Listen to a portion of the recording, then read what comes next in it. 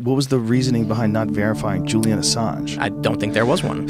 Okay, let's take a little sidebar here. Yeah. Can you tell me what's wrong with Julian Assange? United States officials claim the US made plans to abduct and kill Julian Assange. When people persecute Assange or deny him or incarcerate him or threaten to kill him, is it because Assange was a threat to you, a menace to you, or was he a threat to their interests?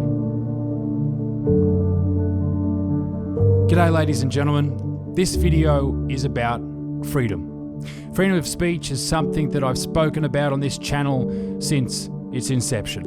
And now more than ever, it is more important to protect it at all costs. The freedom of speech, the freedom of opinion, and the freedom to disagree is something that is being taken from us on a daily basis. This freedom is essential for me, for you, for publishers, for new media, old media. We all rely on this freedom to operate. More importantly, this is a freedom that we need to protect for our children and our future. Julian Assange and WikiLeaks have exposed truths and horrors that governments around the world would rather keep quiet. These governments are embarrassed, and they are seeking to have WikiLeaks, Julian Assange, locked away forever because he has exposed embarrassing truths that they wish no one knew about. We know that the media are full of shit. They lie to us on a nightly basis. It is reprehensible what they have done throughout time, and yet no one calls them on their bullshit. We all grew up trusting them wholeheartedly, never questioning what they said to us. As we get older, we realize that a lot of this is bullshit. We have a chance right now to correct all that bullshit designed to protect and secure power for governments and large corporations around the world. It's a global challenge that we must meet now, or perhaps our future may be a place we don't want to be a part of. The freedom we think is enshrined in our legal frameworks, the freedom to access true information from the present and the past that guides our path towards a society, freedom to hold elected governments and institutions to account, freedom to access true information. Now more than ever, this freedom has been compromised by those in control, abated and abetted by technology. The intellectual freedoms we mistakenly believe exist only do so if the governments and the powers that be allow us to. In my country of Australia, there has never been a time where we have been more controlled by big government. And this isn't an attack on all government. Like, government is a central part of our lives, and I get that, I understand that. But there has never been a time, in at least my lifetime, where people have been so fearful of the powers of the police. This isn't attacking police either. This is attacking the idea that our lives are to be controlled, that we aren't allowed to move freely throughout our world. We aren't allowed to think different ways or challenge opinions. Everything is controlled. The power by the people that are in power is so great right now that it is almost akin to a dystopian novel. George Orwell would look at this and go, shit. And it's not just the government, it's the nightly news that drives fear into all of our hearts.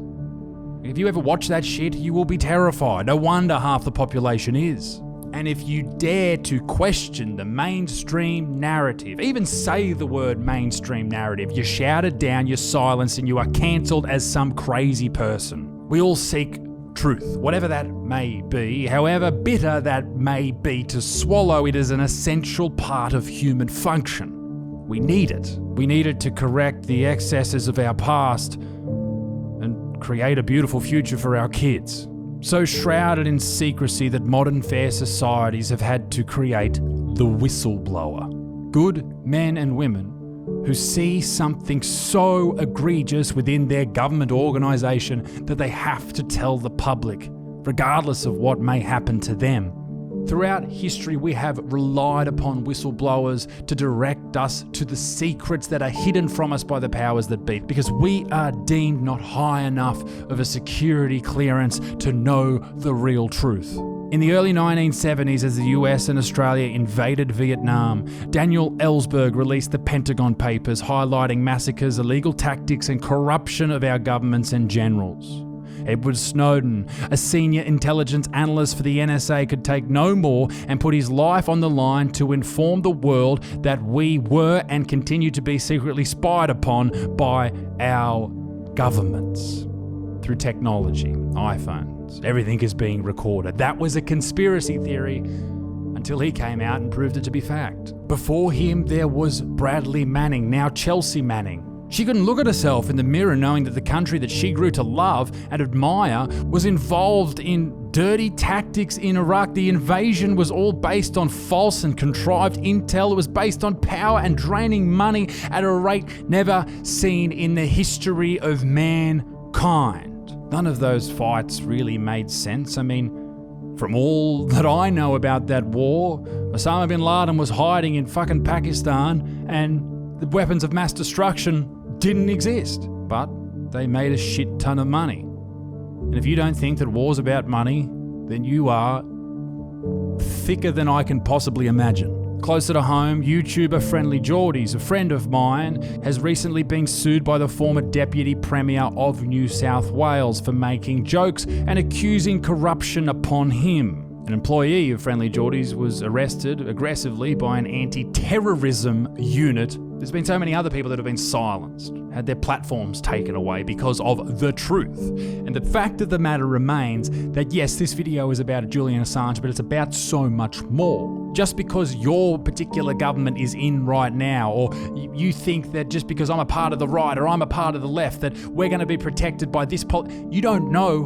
who will be in control in 20, 30, 40 years' time. And that is why the precedents that are set right now are so fucking important. There is a growing population, and this is a great thing, that are so sick and tired of old shit legacy media. They know they are full of shit. They know they are bought. They know they lie. We as citizens of the world deserve the truth. We do. As terrifying as the truth may be.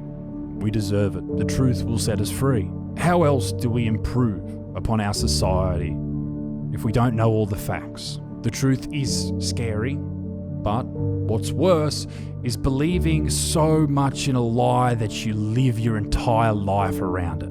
In this video, we look at a man that many people have called a hero, a freedom fighter, a truth seeker, an investigative journalist, a fearless publisher, and an advocate for peace and justice.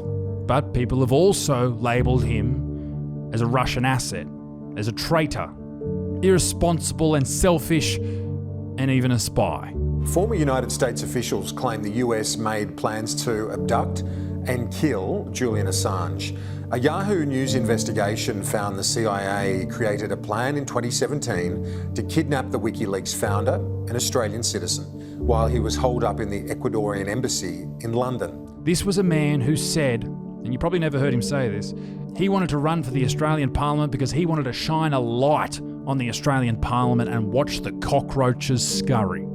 Regardless of your personal feelings about Julian Assange and his story, I look to get to the bottom of it through someone who knows him better than most, to assess where he came from and where he is right now. And right now, he is at the ends of the earth.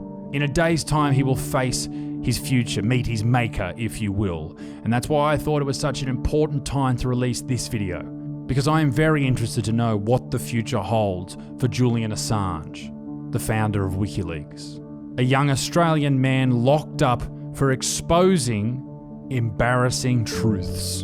I want to know more. I want to know what it's like being wanted by the US government. I want to know what it's like being locked inside a building for 10 years, the best part of a decade. I want to know what it's like to have so much lies about you in the media. I want to know all about this person. It's no exaggeration to say that the treatment and persecution of Julian Assange is the way dictatorships treat a political prisoner. There is one reason for this. Julian and WikiLeaks have performed an historic public service by giving millions of people facts and why and how their governments deceive them secretly and often illegally. So I reached out to his father, and that is the man that we're going to talk to tonight. But first, let's work out who exactly Julian Assange is. Julian Assange was born in Townsville in 1971. This young man travelled with his mum in a theatrical troupe that saw him attend over 30 schools in his young years, always struggling to fit in, being the new kid, a constant life of change and discovery. At the age of 13, he found an exhilaration in computers. And this is where basically Julian Assange's life would turn. By the age of 17, he was a hacker, finding holes in some of the biggest government organisations in the world. He also found out that local and international police don't really appreciate you breaking into their systems, but we'll get to that. He may even have been involved in hacking into NASA with the infamous Wankworm, an acronym for Worms Against Nuclear Killers. He was charged with 31 counts of hacking and related crime. In the same year, he was studying physics, programming and mathematics at Central Queensland University, and preceding both the charges and the studying, he used his talents for hacking in 1993 to assist the Victorian Police to prosecute criminals for distributing child abuse material. And that should give you an idea of the type of dude this guy is.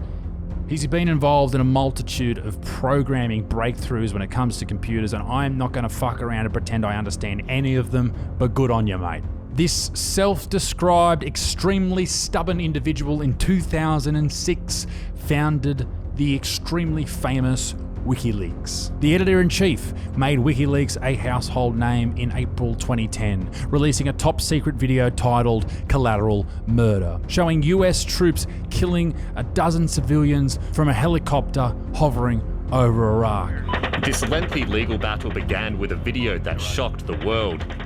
Classified footage of US Apache attack helicopters killing Iraqi civilians and journalists released by Assange. It will shape an understanding of what the past 6 years of war has been like. Two of the civilians were journalists, carrying long-lens cameras mistaken for AK-47s.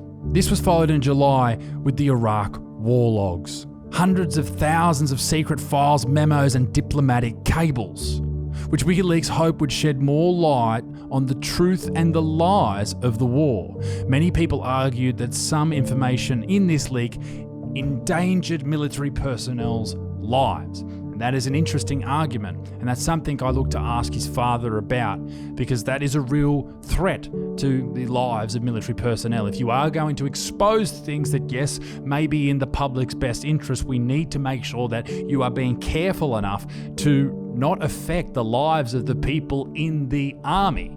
They're not the evil ones here. They're the ones just doing their job.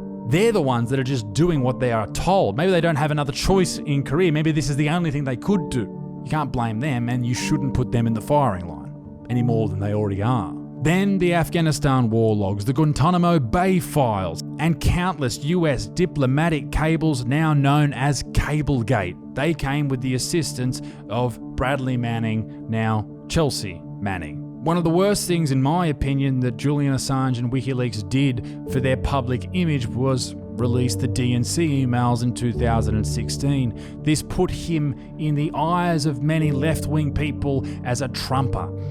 And this hurt him. People saw him as some sort of evil entity because of this. But once again, he was just exposing the truth. During the height of his notoriety, Assange visited Sweden. There he met two women who he had sex with. Following these encounters with these young women, there were rape allegations. Now, these allegations have been defeated, but they still follow Julian around everywhere he goes.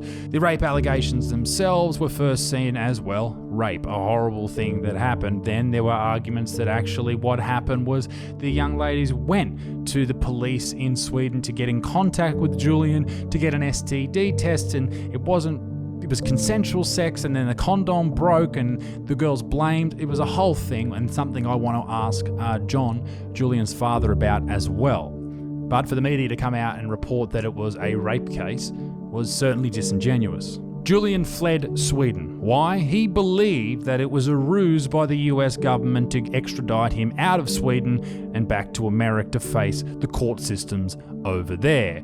A pretty full-on thing to take an Australian national out of Sweden back to America, but anyway, I digress. He found himself in front of a British court to face the music over the Sweden ordeal. It was then when he made his way to the Ecuadorian embassy where he was seeking asylum. The dead man can't leak stuff. This guy's a traitor. He fears that whatever happens to them He should be treated as an enemy combatant. will happen to him too, Shut it down! Shut it down! and to others who receive and publish sensitive material. Well, I think Assange should be assassinated, actually. Illegally shoot the son of a... And this is where the story continues with Julian's father, John Shipton. Julian's time in the Ecuadorian embassy is obviously a very famous part of this story, but recently it came to light that there was more things going on than you would believe. The CIA even had plans to somehow get a hold of him in the embassy or somewhere in Britain and murder him, assassinate him. Did the CIA plot and plan to kill Julian Assange? Well, some reports suggest that that's exactly what they did. Why, too, is there no political party or journalistic output or news source that will openly support Julian Assange? What does that tell us about him, his revelations, and the state of journalism, and indeed the state of the state? They were allowed to do this. Why? Because he was considered a spy. And that brings up another question. Is he a spy? So for everything that I've just covered, the future and a whole lot more when it comes to Julian Assange and WikiLeaks and investigative journalism, the truth and the media, I turn to Julian's father, John Shipton, on the eve of a massive day in the case, the appeal from the US government to have Julian Assange removed from Britain in a prison cell that he has been in for 2 years now, and have him taken to America, an Australian citizen taken to America, ScoMo, where the fuck are you on this, and be tried in the United States. John, thank you very much for joining us. John, thank you very much for joining me today, mate. I know it's a very busy time for you, and I just wanted to keep this nice and short as possibly, or as short as we possibly can. I wanted to start off this interview by asking a very simple question, or it may not be a simple question. Who is Julian Assange to you? Well, to me, Julian is my son. To everybody else, he's the originator and editor of WikiLeaks. What does he mean, though? I mean, I guess that question somewhat goes beyond the question of who is he to you as a son. But what does he mean to you? What does the idea of Julian Assange mean to you, past him being your son, of course? Well, it's very difficult to separate the two, of course. The children and their identity to you come first, not their public manifestation. But his public manifestation is that he's an extraordinarily clever man who magically came up with the idea that you could have anonymity on the net for leaks and consequently put them up on a website wherein everybody could come along and read the original documents and make their own conclusions as to what governments or corporations are doing or not doing, and as a consequence of that, act in your own best interests and the best interests of your family and community. This is an extraordinary gift. A great example is the cables. Anybody who has access to a computer, and there are many, can read the cables and have an understanding of foreign policy of the United States and its allies or vassals as a professional in the State Department or the Department of Foreign Affairs and Trade. So that with that information, you're able to act and convert the information into knowledge and act in your own best interests. Prometheus Unbound is what I call it. So Prometheus Unbound is a poem by Shelley wherein he illuminates that the only way to freedom is through knowledge. And so that, in sum, is what Julian Assange and WikiLeaks have provided to the public since 2006. He has been now in Belmarsh Supermax for some 130 odd weeks. I guess everyone wants to know, how is he doing? Have you seen him? How is he coping with everything that's leading up to this Friday in Australia, this Thursday, I believe, in the UK? He's fully engaged at the moment, so that's uplifting.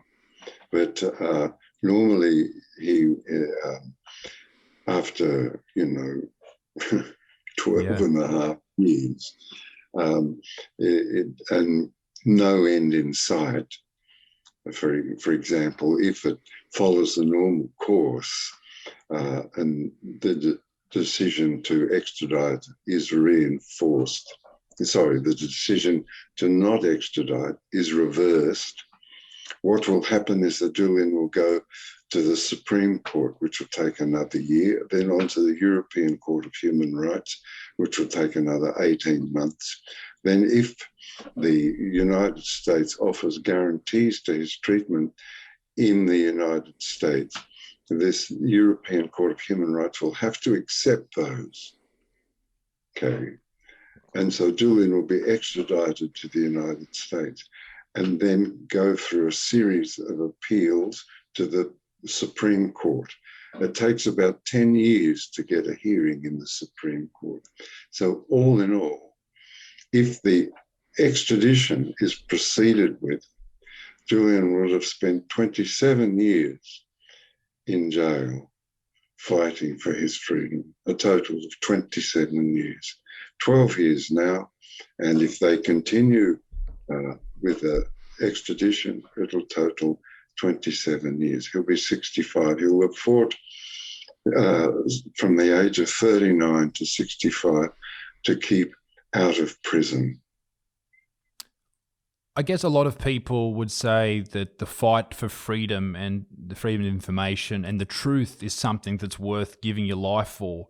Is that something that he would question at this point, do you think? Or he was still in that mindset of, this is what I am here to do, or what I need to do, this is my purpose in this life? Well, regrets, when you're sitting in a cell in Belmarsh, don't help. The regrets don't open locks.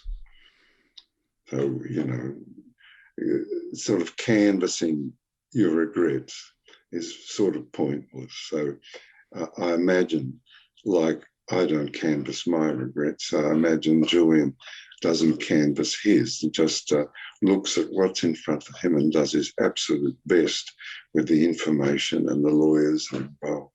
Similarly, you and I, we see what's in front of us, take what we can from the information flow toward us and fight for, well, what you do, and I fight for Julian's freedom. We don't use the tools of hope or optimism. In fact, I have an aphorism which I say to myself, that optimism is cowardice, because you place the optimism before yourself and think, well, things might turn out all right. Well, they only turn out all right if we apply ourselves with, of course, a little bit of good fortune, and in Julian's case, help from many thousands of people around the world. And that must be captivating to you and to Julian's legal team and perhaps himself, when you see thousands upon thousands of people, and the thousands of people that will see this, they are right behind him. Does he receive those messages of encouragement, particularly during these years that he's been in Belmarsh, rather than when he was in the Ecuadorian embassy? He could hear people outside. He could see this. Being locked up in a cage now, how is he traveling without the encouragement from people walking past or hearing things on the TV, the news? Well, we all go, Isaac, we all go out to Belmarsh and bellow our lungs out outside the prison, and he can hear it inside. Can he? Yeah, he can hear us inside. And this is very heartening, as you can imagine. Also, it sort of protects him in a way from excesses from the prison administration, and also the other prisoners are uplifted to an extent, and that makes Julian's stay there more pleasant, you know. I don't mean more pleasant, but bearable, bearable. Yeah. Also, there's a website called writejulian.com, and a lot of people utilize that and send postcards and letters. So people who have been in jail for a long time, Kieran O'Reilly is one example, they tell me that assistance and, notice from outside the jail is the fundamental thing, because the whole of the jail's administration and structure is to cut you off from normal human discourse, and to force you into the routines of the jail. So outside communication is just wonderful. Really, I can't understate how wonderful it is to get a postcard from somebody in Australia saying, "Oh, I hope you're well, mate, you know, looking out for you." You know, it's really uplifting. It's like manna from heaven. Wow. So I will put that link in the description below if you want to send Julian some encouragement, something to get behind him during these times. I would like to know, John, if you could perhaps explain because we have a lot of people who are just really finding themselves out of their depth when it comes to this case. There's appeals going on, and there's extradition, and there's other charges and all these type of things. I wonder if you could, perhaps explain it to a layman. What has happened to this point? What got Julian into the Ecuadorian embassy looking for basically safety? What got him to the point of being taken to Belmarsh? Why is there an appeal from the US government coming up this week? Okay, well, Julian published the leaks we call the Iraq War files, the leaks called Afghanistan War Logs, and the cables, 293,000 cables, and the Guantanamo files, and the Guantanamo rules of enclosure. So he published all of those things. Equally, so did the New York Times, and so did the Der Spiegel, and so did the Guardian. But for some reason or other, the Department of Justice decided to pursue Julian Assange. They have done so since 2010. There was some falsification of sexual misconduct in Sweden, which had 4 prosecutors, 9 years, and still couldn't bring a charge against Julian, nor even interview him. In the end, Julian's lawyers took the Swedish prosecutor to court in order that she fulfill her duty and interview Julian. After 9 years, they abandoned the case.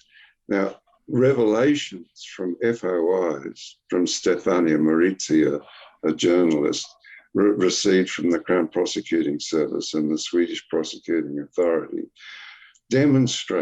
document that the Swedish Prosecuting Authority and the Crown Prosecuting Service of the United Kingdom conspired to keep Julian in the embassy for refusing to fulfill their duty and interview Julian and place charges against Julian. There were no charges, they were just allegations. They never made charges. They conspired with each other over a period of 9 years to do so. Destroyed emails, documented proof. So the pursuit of Julian continued to after Julian. There's another contravention of laws involved in this. Julian was an asylee under the Conventions of Asylum ratified under Australian authorship in the 1973 United Nations General Assembly. The Conventions of Asylum were adopted by all the nations and adopted by the United Kingdom. Julian had asylum in the embassy. That asylum was revoked without process and flaunted by 7 United Kingdom police officers coming into the embassy and dragging Julian out. That's another contravention. Similarly, in preparation of the case, there have been 3 indictments delivered to Julian. One indictment that they began to lose the case in court. So they made another indictment, a second indictment, and then a superseding indictment. Interesting is the superseding indictment had the involvement of the FBI suborning an Icelandic man named Thordarson, bribing him to give evidence against Julian. That man is a convicted paedophile, a convicted fraudster, and now is back in jail. The FBI promised the Thordarson immunity from prosecution. Okay, so he's back in jail, and he's revoked and rescinded his allegations against Julian. So why Julian's still in jail is very curious. When their principal witness as the case has entirely collapsed. Also, a man named, Yahoo journalists, 3 Yahoo journalists published the revelations that the FBI had planned to murder Julian in the embassy, poison in the embassy. If Julian got out of the embassy, they proposed a gunfight in the street. And if Julian managed to get on an aeroplane, they were going to hover a helicopter over the top of him to prevent him, taking off. All these absurd and preposterous fantasies of the CIA and the FBI and their equivalent, the MI6 in the United Kingdom. So on January 4th, the Judge Baritza said that Julian would not be extradited to the United States because that would cause him to suicide, as the circumstances would be in a, what do they call it, a supermax prison under SAMS, which is Special Administrative Measures, brought in place in order to prevent prisoners talking to each other. So there's isolation, complete isolation. So that the judge's decision was that Julian would be fundamentally disturbed and suicide. So not extradited to the United States. The United States appealed against that. And that appeal is being heard on Wednesday and Thursday. So that's in sum a rough outline. When you look at this entire section of, over a decade, you seem to not be able to trust the word of the US government in this case and the media surrounding it. You see the bluff over here with what's happening in Sweden, and then it's a conspiracy theory that Julian's worried about the US coming to get him. That's not going to happen. That's ridiculous. And then he finds asylum in the embassy, and then it comes out this whole story about the CIA and FBI threatening to kill him, and not threatening to kill him, planning to kill him, or at least coming up with the idea. And then they throw this idea that, okay, well, if we can extradite him, we'll let him serve his time in Australia. Can you trust that call at all? Well, you know, the facility to serve your time in Australia is not something that they especially advanced for Julian Assange. Any prisoner can have that facility. Okay. Right. The other thing is that nobody trusts the United States in its promises. They're called not agreement capable by everybody. The next is that it makes you want to swear, that the very weak response of the Australian government from Julia Gillard onward, with the notable exception of Malcolm Turnbull and Julie Bishop, who involved themselves to a certain extent with the Secretary of State of the United Kingdom and Mike Pompeo, Secretary of State of the United States, in order to resolve Julian's dilemma or resolve Julian's case. With that exception, the Australian government has been worse than weak. I'll point out here that if they say nothing of the contraventions of due process, if the government says nothing of the contraventions of due process, which are all documented, every single one of them are documented by the United Nations Rapporteur on Torture, Professor Nils Melzer, Professor of Law at the University of Glasgow. All documented. If the government says nothing, it acquiesces. It agrees. If they continue to say nothing, they're complicit. This is clear as. If they say nothing about the contraventions of due process and the conspiracy to murder Australian citizen Julian Assange, then they are complicit in allowing the slow motion murder of Julian Assange over 12 years. There's no other way to see it. I'm sorry to criticise my government so severely, but I cannot see it any other way. All the Prime Minister has to do is pick up the phone, ring Boris Johnson, Prime Minister of the UK, and say, look, can you bring this matter to an end and send the fellow home? That's all he's got to do. That he doesn't have the wherewithal. He doesn't have the wherewithal from his advisors to how to go about it. It's shocking. Have you had any contact with the current government? Is there any phone calls? Anyone? No, I don't. I don't speak with. I make it a policy not to speak with the government. You know, I speak with the Assange group, the 28 parliamentarians, and I speak with the consular services. That mantra that the government keeps saying over and over again, consular services. Consular services is the epitome of failure. It's 12 years. I mean, when you shake your head, they recommend consular services. It's 12 years. They've done nothing. Nothing at all. I think you're very much within your rights to be throw shame at the government for their lack of.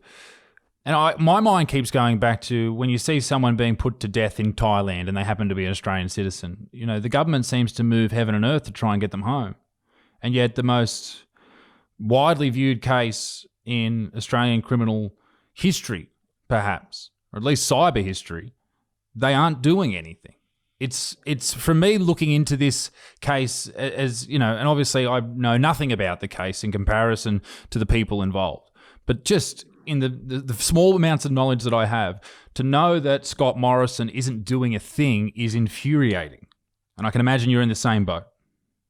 Well, you know, I never say that. I never personalise politics for the start. So I don't say his name or anybody's name, but I just say the government and its institutions and advisors. And it's clear to anybody from, who peruses this case that they have become, in their acquiescence, complicit, to repeat myself. In their acquiescence, they are complicit in the slow motion murder of Australian citizen Julian Assange. That much is clear. This is a case of global importance in the intimidation and oppression of a journalist and a publisher. Importantly, we have to measure this because you're in the business, and we have to have a clear measure of this. I imagine,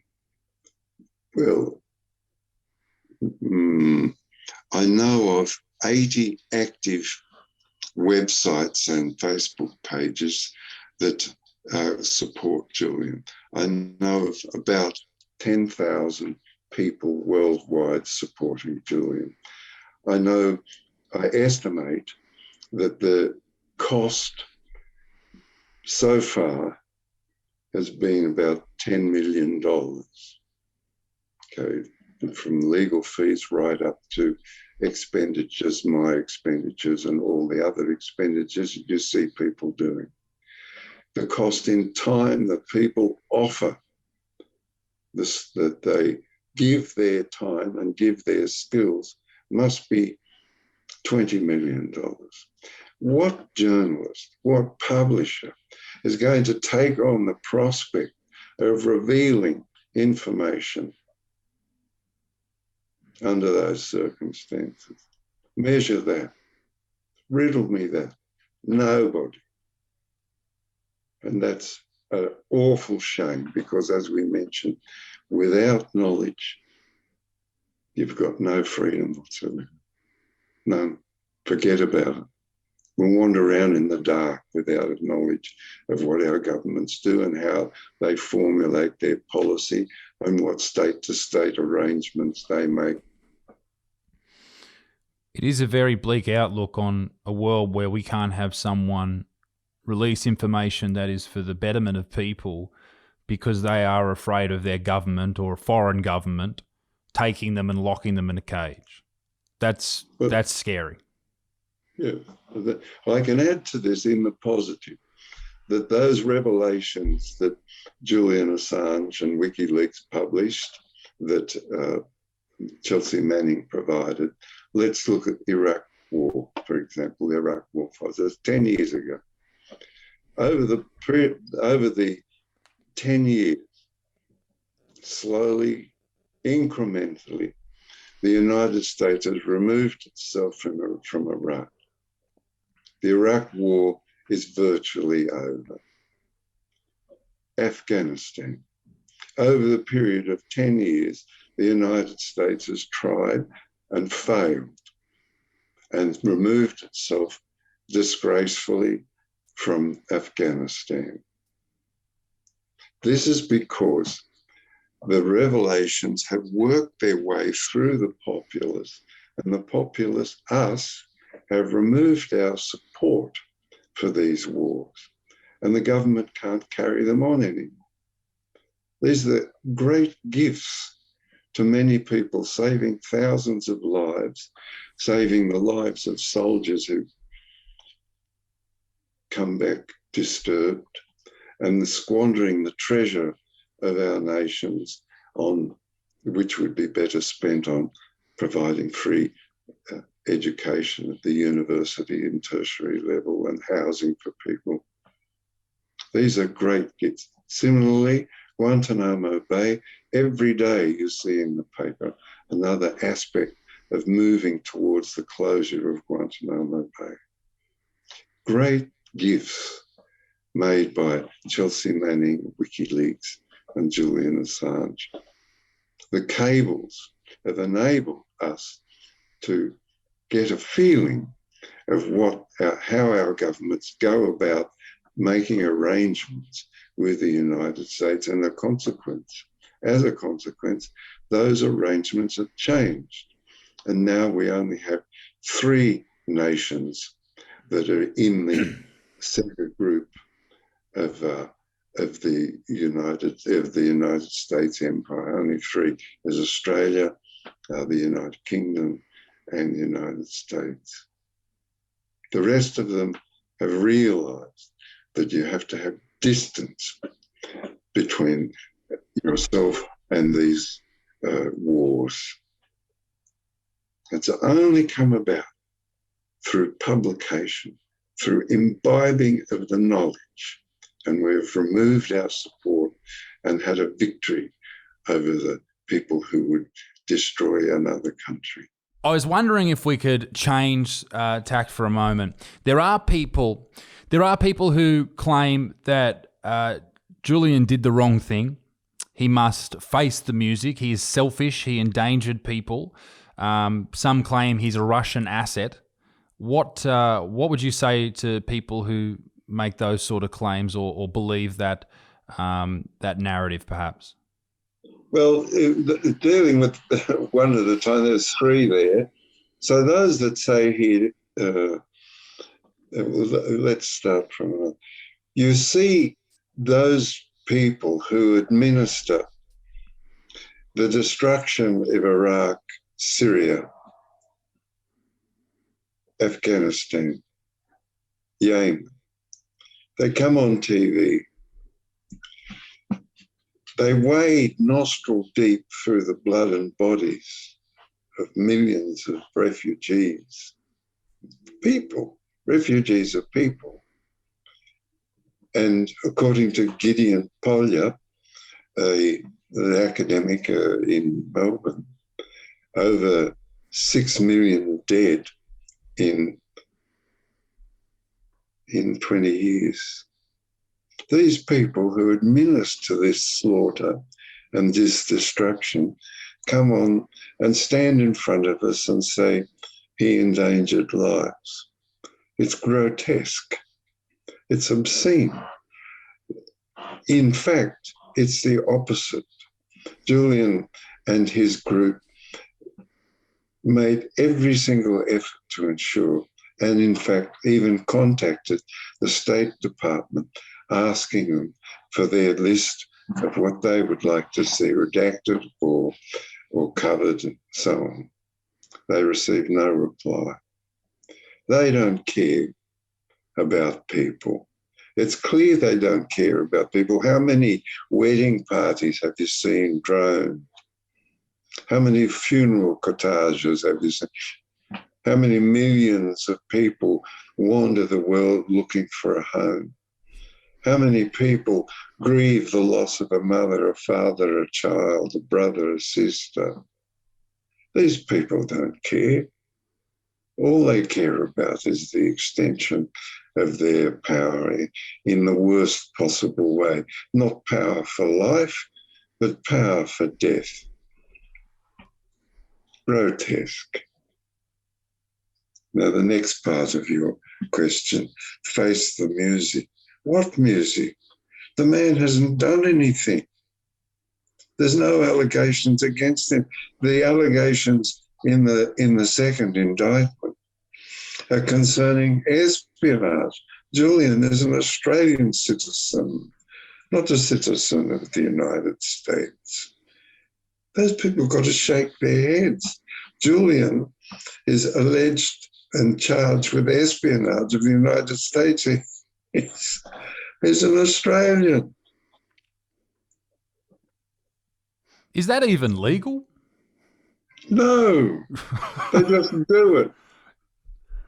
They don't care about law. You know, the great contribution to civil life made by the English-speaking peoples, the Magna Carta, put a shield between the people and the sovereign, as it was then, or the people and the state, as it is now.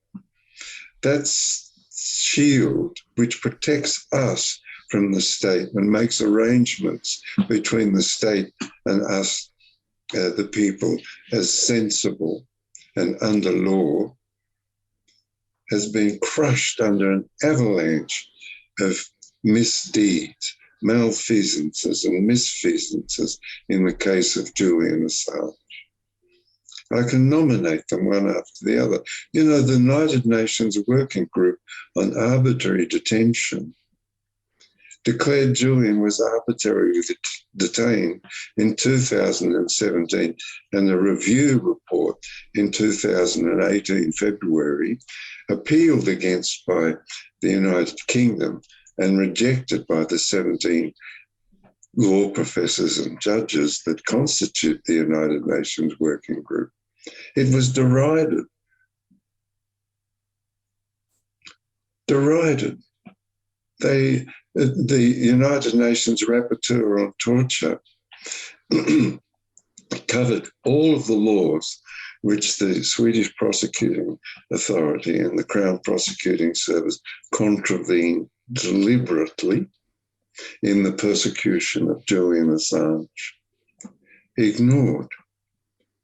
The two great facilities that the people of the world brought into being in 1945, the Universal Declaration of Human Rights and the United Nations, wherein states could have settle their arrangements and disagreements under law. Both of them abandoned. The contraventions of asylum, ignored. The three great elements of civil life of the world brought into being after the Second World War by those nations, the United Kingdom, Sweden and Australia, ignored by their authors. A collapse of law. That's the answer to your question. It's just, you know, how can I say, what rough beast, its hour came round at last, slouches towards Bethlehem to be born.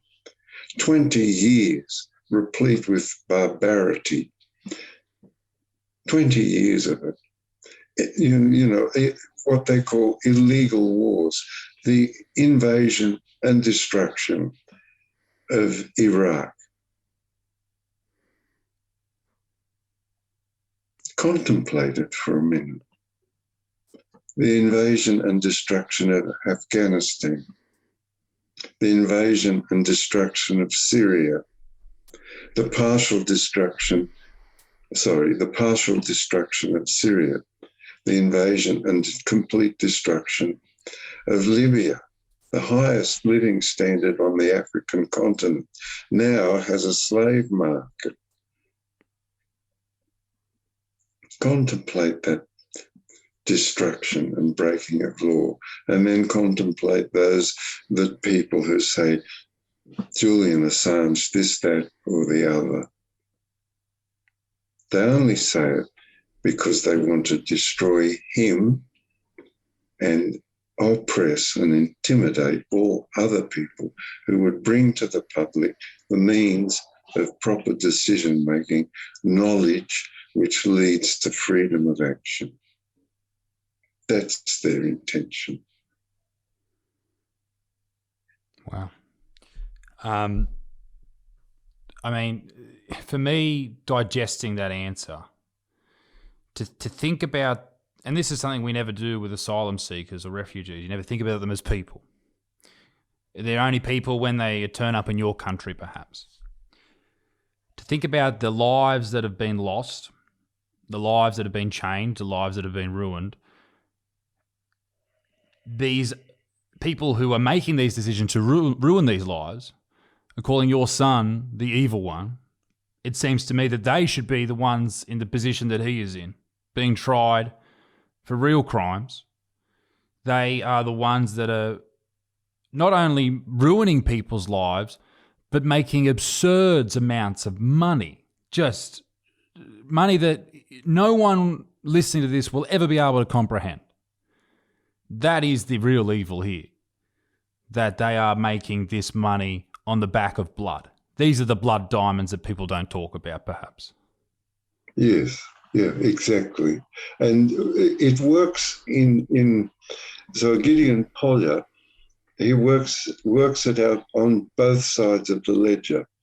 What it cost to those nations that are destroyed in human life and community life, and what it costs to those nations that their leaders have led them into this, the billions and trillions of dollars that could be spent on schools and hospitals and housing for people.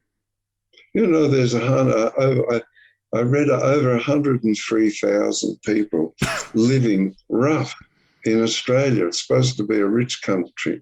15 to 17% of the population, 15 to 17% of children living under the poverty line. And yet we spend billions destroying Afghanistan and destroy our young men in the process. They have to come home. Similarly in New Zealand, 30% of children under the poverty line. The money can be spent there. So there's these schemes to expand, to destroy, have two results. One is the impoverishment of the nation, the people within that nation, and the other is the mountains of blood and corpses and refugees and, destroyed societies and laws broken and a world that goes into chaos as the United Nations is no longer seen fit to be a means of communicating the differences between states.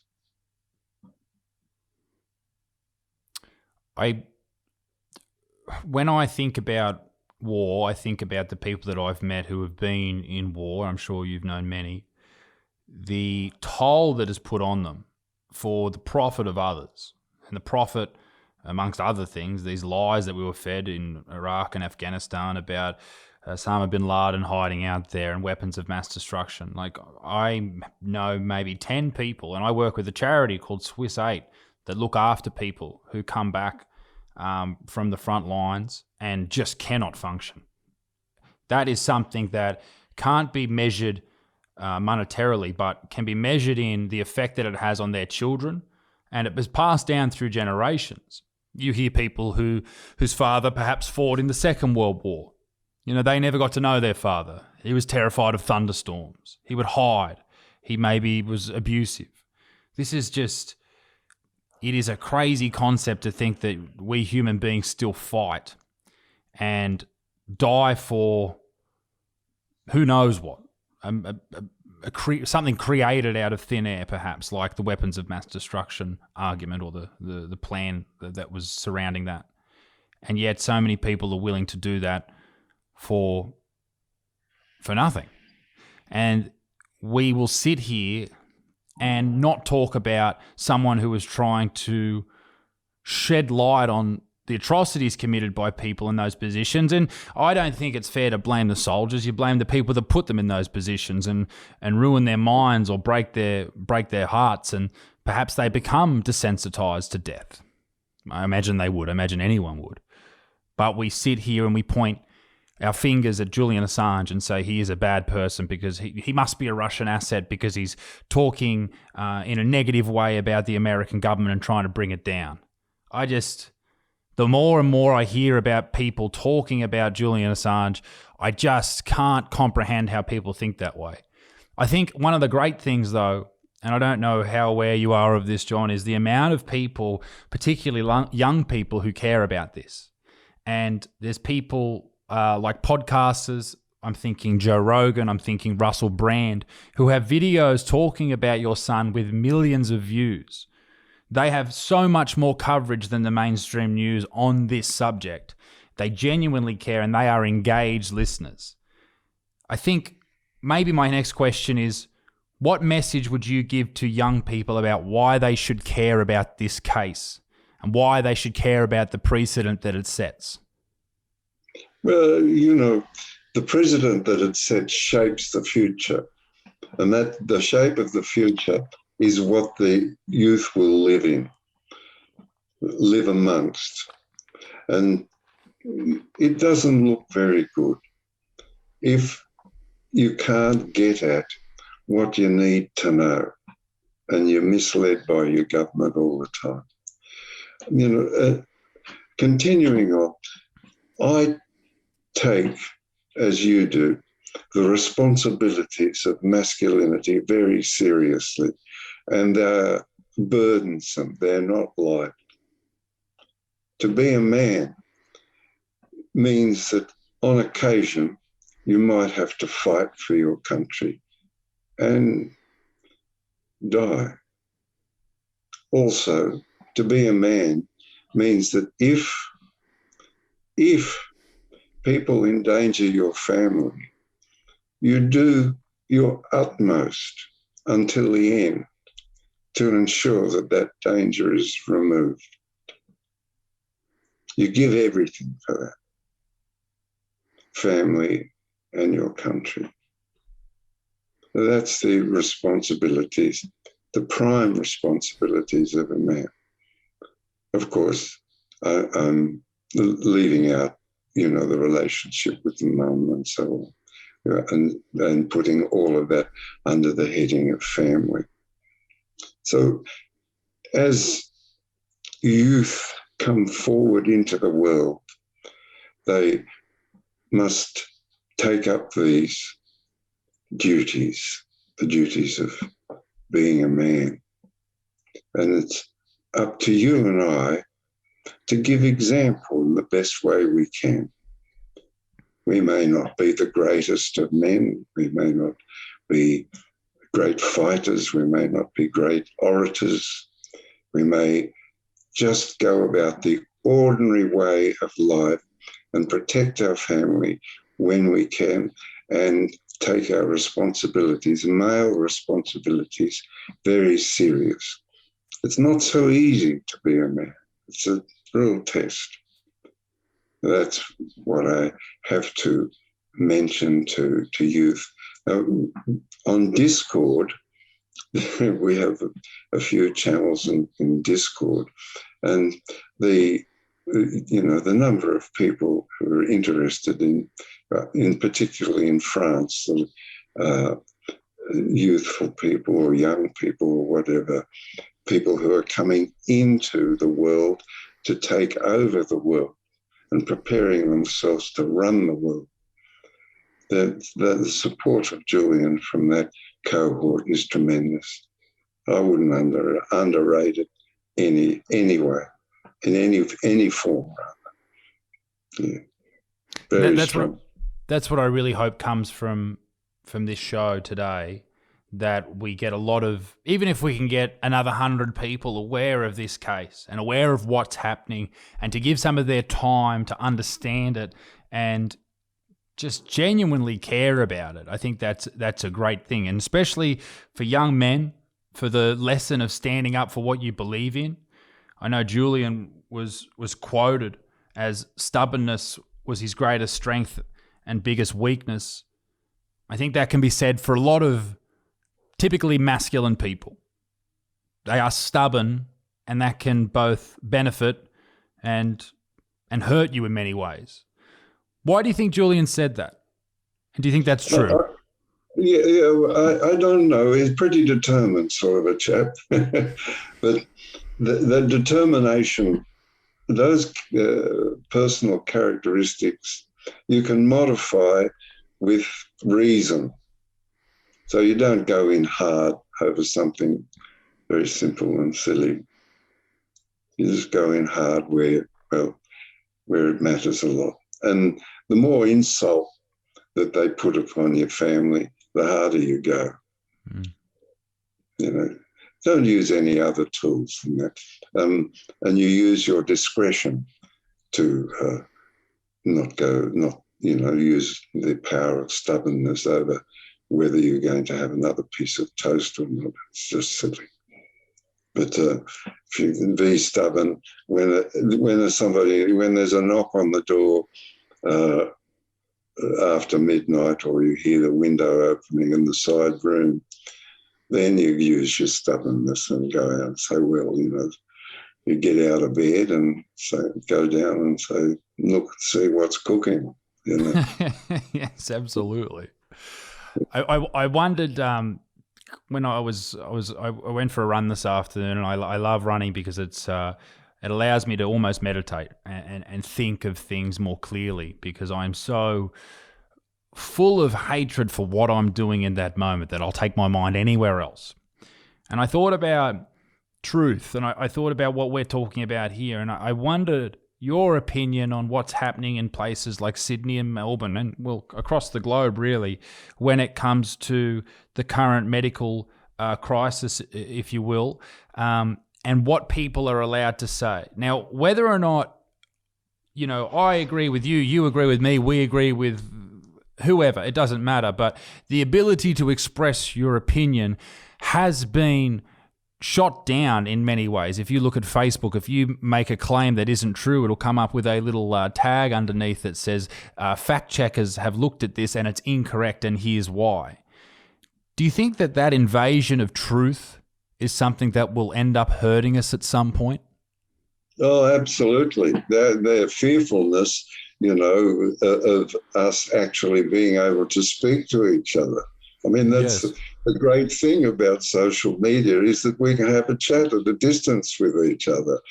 It's a wonderful thing, and they're fearful of what we'll say. For God's sake, shake your head, wake up to yourself, Zuckerberg. I mean, and also what I deal with, is things like Witness K, or Julian's Matter, Witness K, Bernard Collery, and David McBride. They're my concerns after, and the secrecy. So I mean, that Bernard Collery can't even speak about what he's tried with, so they're my concerns: the oppression of journalism, the oppression of news, because we just don't know what's going on. The same with discussions about whether the lockdowns are excessive, or whether you like Pfizer or whether you like AstraZeneca or you don't like any of them. This is a right you have to have a discussion about these principal concerns of how your body's going to be treated by medical people. This is a right. They can't say, some fact checker, no, you can't speak about this today, try tomorrow. It's absurd. And Facebook, Facebook started as, and we'll use Facebook as the pinnacle, let's say, of social media. It started as the meeting place of ideas. You could say anything as crazy as you want. You just go for it. And people started to travel there, and that's how they had conversations. It was the same with YouTube. When they took Donald Trump down and they said, okay, we don't agree with what you're saying, whether that was correct or not with if he incited a riot, whatever. They took him down, the most powerful person in the world, if you will. They took him down and said, no, you are deplatformed. The same with Alex Jones and people like that who don't play ball, who don't fit the mainstream narrative, etc., etc. When they do that, when they can just say you are locked out, it is a cyber version of what is happening to people like Julian. They are just locked out. They no longer exist, and no one has to think about them or listen to them anymore. They have disappeared from the earth. They've been cut off. They've been kicked out of the tribe. Yes, from my perspective, the authority and stature of the President of the United States allows him to introduce policy and argue for a policy. He has no power whatsoever if somebody can just turn the switch off and say, well, I don't like that, I don't like it. Bugger off. So they reduce the quality of their own political administration and permanently reduce it. And you will see now that President Biden is treated as somewhat a hysterical figure, yes. So they've done themselves a terrible damage and reduced the quality and stature and capacity of their own president to introduce public policy and argue successfully for the implementation of that policy. It's awfully foolish. There was a point in time where the American president was the king of the world. And now Biden, every time he does something, says something, he is the laughingstock. It's a very strange change. I mean, I believe it was it Lyndon Johnson who used to conduct meetings with the press sitting on the toilet? Like, things have changed. Like, people would listen to these people regardless of what they were saying. They were the god in that country. And now Biden was standing on stage the other day holding his hands out, thinking he was holding on to some type of desk or something, and people thought it was the funniest thing they've ever seen. Yes, I saw that. I saw that, but I think it's one of those. What do you call those frames that old people have? A walking frame. Yeah, he's hanging onto his walking frame. Poor bloke. I feel so sorry for him. I mean, get out of it. I know, and he was sharp 20 years ago. He was sharp as a tack. Like he could have a political conversation with the best of them, and now it seems obviously he's very much past his prime. But John, I just want to say thank you very much for your time, sir. I really do appreciate it. I know it's an extremely busy and emotional time for you and your family. What is the best outcome from this appeal? What would you like to see happen? It's a how can we express this? What I'd like to see happen is this: that the Lord Chief Justice of England and Wales, the most powerful judge, Ian Duncan, who sits on the bench alongside Timothy Holroyd, Lord Justice Holroyd, both of them to say unanimously that Julian not be extradited to the United States, and the very next day, Julian and his family can be free to travel to Australia, and that facilitated by the Australian government. John, we're all thinking for you, mate, and Julian and his family, and we wish you all the very best. And he's got a great dad and a fighter on his side there, mate. And thank you very much for your time. I really appreciate that. Let's keep in touch, okay? Absolutely. Thank you so much. Thanks, Roger. John Shipton, supporting his son Julian Assange, live from London. Ladies and gentlemen, that was a very emotional conversation. I was very nervous to do that. I'm not very nervous doing podcasts or interviews, but I was nervous to do that because I knew it really mattered. That is a man fighting for his son's life.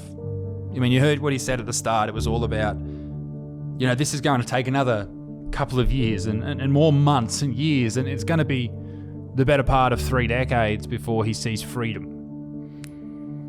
I know a lot of people think differently or have different thoughts about Julian Assange. The right didn't like him because of selling state secrets, and the left didn't like him because he released the DNC emails, and Hillary Clinton didn't win office. I don't know, I just get the feeling that this is a bloke who's doing what he thinks is right and releasing the truth to the public. I was concerned also about making this podcast, this interview, because I wondered whether or not it would be censored by YouTube, and I hope it doesn't. I really hope it doesn't.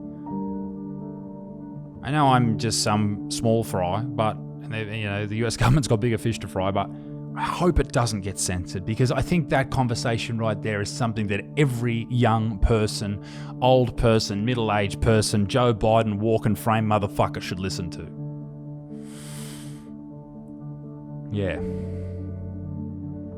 There's a part of that interview where what he said, I didn't have I was speechless. I was genuinely speechless. That is a very intelligent man. Wow. Ladies and gentlemen, thank you very much for joining us. Our podcast has moved to the Cancel Me Now channel. That link is down below, or you can just, into YouTube, you can throw in the old Cancel Me Now. If you listen to this on Spotify, thank you very much for joining us. Make sure you share this to a friend. That will stop it from being censored. If it does, I don't know if it will, but I know some things in this sort of vein of conversation, sometimes they do. Ladies and gentlemen, my name's Isaac Butterfield. Have a very pleasant evening. All the very best. I'll see you very soon. Toodle au revoir. Bye-bye. Stop that. What's going on with you in the durries? Well, because I'm like not playing sport anymore. So you might as well kill yourself. Yeah, so I'm looking for an early grave, basically. Your first 30 years were done and dusty, like, fuck it, I've had let's my check fun, out. mate. When I go, I go. That's right. A mate of mine's a homosexual fella, and he's... What's that? What's that? Just the way you said it. No, but he's getting... so a mate of mine's one of those homosexuals. He's getting off the darts. He's like using the nicotine patches. Yeah. Down to 2 butts a day. Oh, wow.